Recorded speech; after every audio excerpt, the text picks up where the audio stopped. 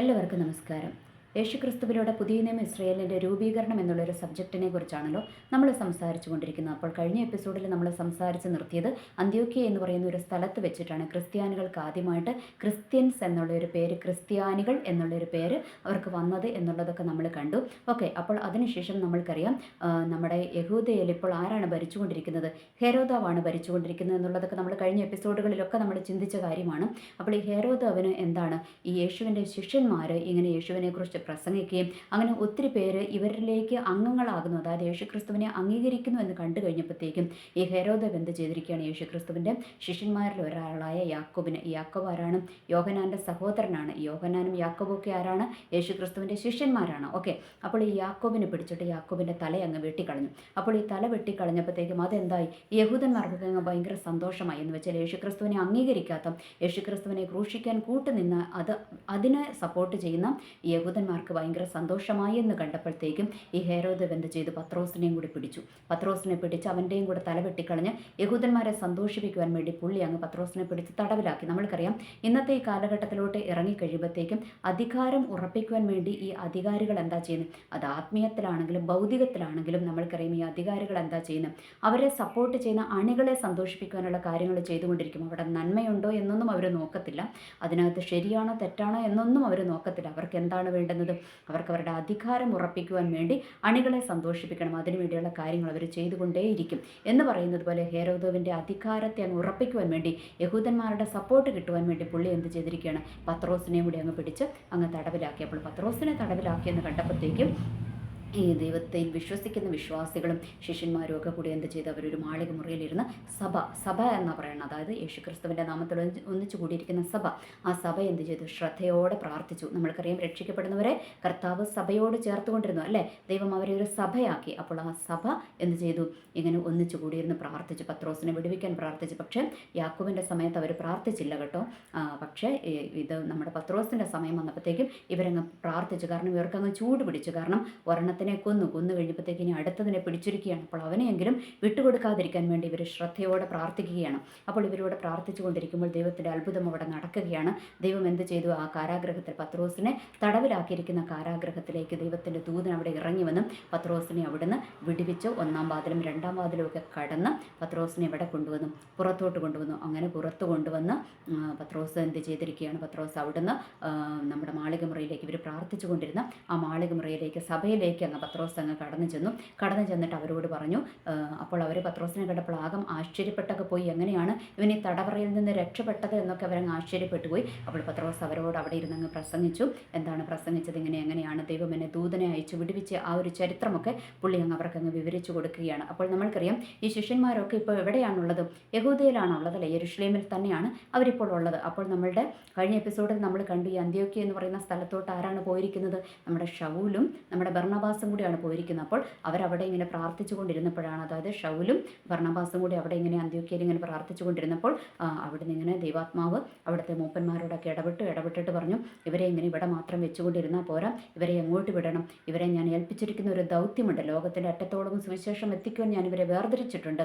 അതുകൊണ്ട് ഇവരെ ആ ഒരു വേലയ്ക്കായിട്ട് ഇവരെ അങ്ങ് വേർതിരിക്കാൻ പറഞ്ഞു. അങ്ങനെ പൗലോസിനെയും, പത്രോസ് എവിടെയുള്ളത്? അവരൊക്കെ യെരുശലേമിൽ തന്നെ ഉള്ളത്. ഓക്കെ, അപ്പോൾ ഈ ബർണബാസിനെയും ഷൗലിനെയും കൂടി എന്ത് ചെയ്തിരിക്കുകയാണ്? ഇവരിങ്ങനെ കൈവച്ച് പ്രാർത്ഥിച്ച് അയച്ചിരിക്കുകയാണ്.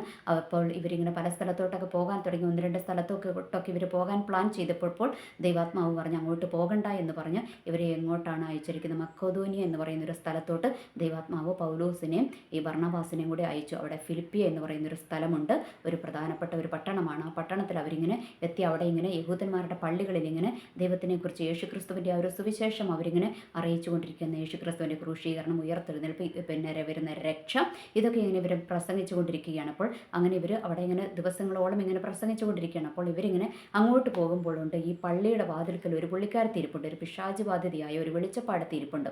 ഇവൾ അവിടെ നിന്നുകൊണ്ട് ഈ പൗലോസിനോടും ബർണബാസിനോടും അവിടെ നിന്ന് വിളിച്ചു പറയുകയാണ്, നിങ്ങൾ അത്യുന്നതനായ ദൈവത്തിൻ്റെ പ്രവാചകന്മാരാണെന്ന് പറഞ്ഞു. അപ്പോൾ ഇവൾ പറഞ്ഞത് സത്യമാണല്ലേ, പക്ഷേ ഇവൾ ദൈവത്തിൻ്റെ ആത്മാവിലല്ല പറയുന്നത്, ഇവൾ പിശാചിനാലാണ് പറയുന്നത്. അപ്പോൾ നമ്മൾക്കറിയാം പിശാച് ആരാണെന്നൊക്കെ നമ്മൾക്കറിയാം. അതൊക്കെ നമ്മളിങ്ങനെ എന്താ പറയുക, അതിനെക്കുറിച്ച് വിശദമായി നമ്മൾ മറ്റൊരു എപ്പിസോഡിൽ നമ്മൾ സംസാരിക്കും. അപ്പോൾ ഇപ്പോൾ ഞാൻ ജസ്റ്റ് ഒന്ന് ഓടിച്ചു വിടാം. ഈ പിശാച് ആരായിരുന്നു?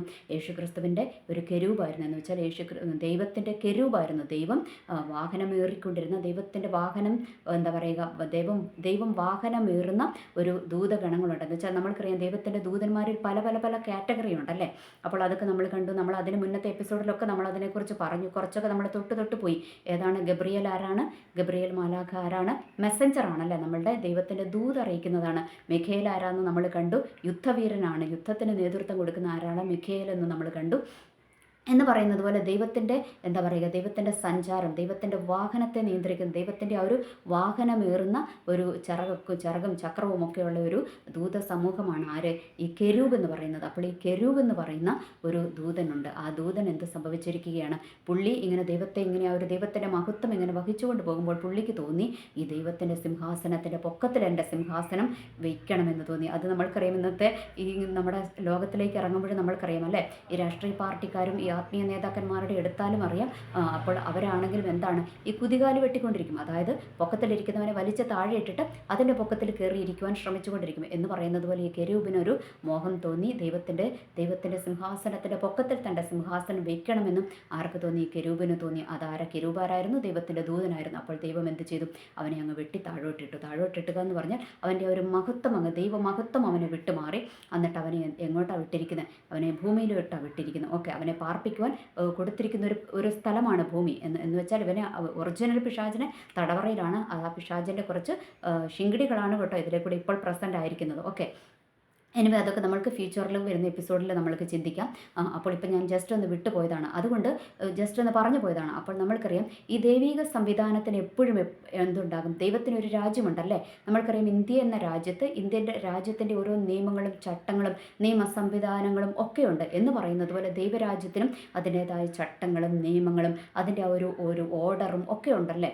അപ്പോൾ അതാണ് നമ്മൾ പറഞ്ഞു, ആ ദൈവരാജ്യത്തിൻ്റെ ഒരു നിയമപുസ്തകമാണ് ബൈബിൾ എന്നുള്ളത് നമ്മൾ കഴിഞ്ഞ എപ്പിസോഡിലൊക്കെ നമ്മൾ കണ്ടു. ഓക്കെ, അപ്പോൾ ആ ഒരു ദൈവരാജ്യത്തിൻ്റെ ഒരു ഓർഡറുണ്ട്, ഒരു സംവിധാനമുണ്ട്. അപ്പോൾ അതിനെപ്പോഴും ഒരു ഓപ്പോസിറ്റായിട്ടാണ് ആര് ഉണ്ടാക്കിയിരിക്കുന്നത്? പിശാചും അതേപോലെ തന്നെ ഉണ്ടാക്കിയിട്ടുണ്ട്. പക്ഷേ അതിൻ്റെ ഓപ്പോസിറ്റാണ് പുള്ളി ചെയ്യുന്നതെന്ന് മാത്രം. ഓക്കെ, ആ ഒരു സംവിധാനങ്ങൾ എപ്പോഴും എന്തുണ്ട്? ഒരു ഡ്യൂപ്ലിക്കേറ്റ് സംവിധാനം എപ്പോഴും ആരുണ്ടാക്കിയിട്ടുണ്ട്? പിശാചും ഉണ്ടാക്കിയിട്ടുണ്ട്. ദൈവരാജ്യത്തിന് സമാനമായ ഒരു ഡ്യൂപ്ലിക്കേറ്റ്. എന്ന് വെച്ചാൽ ഡ്യൂപ്ലിക്കേറ്റ് എപ്പോഴും ഒറിജിനൽ അല്ല, അതെപ്പോഴും ഒറിജിനലിന് വിപരീതമായിട്ടുള്ള കാര്യങ്ങളായിരിക്കും ഡ്യൂപ്ലിക്കേറ്റ് ചെയ്യുന്നത്. ഒന്നും കൂടെ ഞാൻ എക്സാമ്പിൾ എടുത്ത് പറയാം. നമ്മൾക്കറിയാം ഒറിജിനൽ സാധനങ്ങൾ നമ്മുടെ ലോകത്തിലൊരു ഒറിജിനലായിട്ട് എന്തെങ്കിലും ഒരു എക്യുപ്മെൻറ്റ്സോ എന്തെങ്കിലും ഒന്ന് ഇറക്കുകയാണെങ്കിൽ അതിൻ്റെ ഡ്യൂപ്ലിക്കേറ്റ് ഇറക്കുന്ന ആശാന്മാരാരാണ്? നമ്മളുടെ ചൈനക്കാരാണെന്ന് നമ്മൾക്കറിയാം അല്ലേ. ചൈന അതിൻ്റെ ഡ്യൂപ്ലിക്കേറ്റ് ഇറക്കിക്കൊണ്ടിരിക്കും. പക്ഷേ ഈ ചൈനയുടെ പ്രോഡക്റ്റിന് എന്തുണ്ട്? അതിന് വലിയ വാലിഡിറ്റി ഇല്ല. എന്ന് വെച്ചാൽ ഒറിജിനലിൻ്റെ ക്വാളിറ്റിയും ഒറിജിനലിൻ്റെ വാല്യൂവും ഒന്നും എന്തിനില്ല? ഈ ഡ്യൂപ്ലിക്കേറ്റിനില്ല. ഡ്യൂപ്ലിക്കേറ്റ് ചുമ്മാ ഇങ്ങനെ എന്താ പറയുക, ഒറിജിനലിനെ നോക്കി കോപ്പി അടിച്ചുണ്ടാക്കിയിരിക്കുന്നതാണ് എന്ത്? ഈ ഡ്യൂപ്ലിക്കേറ്റ്. എന്ന് പറയുന്നത് പോലെ ദൈവത്തിൻ്റെ സംവിധാനങ്ങളെയും ദൈവത്തിൻ്റെ പ്രവർത്തനങ്ങളെയും ഒക്കെ കോപ്പി അടിച്ച് ഡ്യൂപ്ലിക്കേറ്റ് ആക്കിയിട്ട് പിശാചും എന്തുണ്ടാക്കിയിരിക്കുകയാണ്? പിശാചിൻ്റെ ഒരു സംവിധാനം പിശാച് ഉണ്ടാക്കിയിട്ടുണ്ട്. ഓക്കെ, നെഗറ്റീവ് എനർജിയാണല്ലോ നമ്മൾ പിശാച് എന്ന് പറയുന്നത്, അതുണ്ടാക്കിയിട്ടുണ്ട്. അപ്പോൾ ഈ നെഗറ്റീവ് എനർജിയിൽ നിന്നുകൊണ്ടാണ് ഈ വെളിച്ചപ്പെടുത്തിയായ സ്ത്രീ എന്ത് ചെയ്യുന്നത്? സംസാരിക്കുന്നതെന്ന് പൗലോസിനും ബർണബാസിനും മനസ്സിലായപ്പോൾ പൗലോസ് ആ സ്ത്രീയെ സൂക്ഷിച്ച് നോക്കിയിട്ട് അവളോട് പറഞ്ഞു, നിന്നിലുള്ള പിശാചിനെ ഞാൻ ശാസിക്കുകയാണെന്ന് പറഞ്ഞു. ആ പിശാചിനെ അങ്ങ് പുറത്താക്കി കളഞ്ഞു. അപ്പോൾ പുറത്താക്കി കഴിഞ്ഞപ്പോഴത്തേക്കും എന്ത് സംഭവിച്ചിരിക്കുകയായിരുന്നെന്ന് അറിയാവോ? ഈ പെണ്ണിന് പിന്നെ എന്ത് ചെയ്യുമോ? ഇവൾക്ക് അങ്ങ് പിന്നെ പ്രവചിക്കാനൊന്നും പറ്റുന്നില്ല. അപ്പോൾ പ്രവചിക്കാതെ ഇരുന്നപ്പോൾ എന്ത് സംഭവിച്ചു? ഇവൾക്ക് വരുമാനം നിലച്ചുപോയി. ഇവളുടെ വരുമാനം നിലച്ചുപോയി. അപ്പോൾ വരുമാനം നിലച്ചപ്പോൾ ഇവളുടെ പിന്നിലൊരു മാഫിയ ഉണ്ട് അല്ലേ. ഇവളിലൂടെ ജീവിക്കുന്ന ഒരു മാഫിയ ഉണ്ട്. നമ്മൾക്കറിയാം ഇന്നത്തെ ലോകത്തിലേക്ക് ഇറങ്ങിയാലും നമ്മൾക്കറിയാം ഒരു യാചക സംഘടനകളുണ്ടല്ലേ. ആ യാചകന്മാരുടെ അവരുടെ സംഘടനയുടെ പിന്നിൽ ആരുണ്ട്? യാചകരുടെ പിന്നിൽ ആരുണ്ട്? ഭിക്ഷാടന മാഫിയ ഉണ്ട് അല്ലേ.